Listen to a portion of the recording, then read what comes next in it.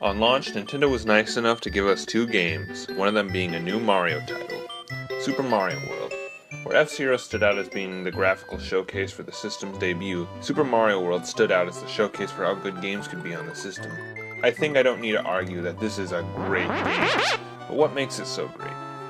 It's one basic element, adventure.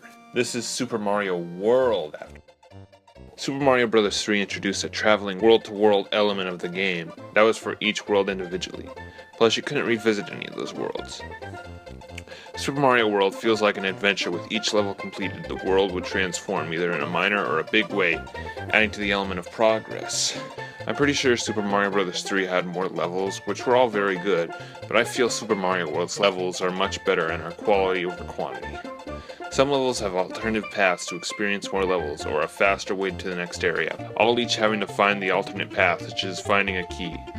Some alternate paths will take you to a secret switch palace, which will spread special blocks that will grant you power-ups or a stepping stone for an easier time, or especially Star Road, which is an easy way to warp over the many areas of the game. But that's not all for secrets, for there's also Special World containing the hardest of the hard in the game. Mario controls great, probably the best of his games so far. Although he does lose most of his power-ups from Super Mario Bros. 3, like Tanuki and Hammer Brothers suit, but what he does get in this game makes up for it.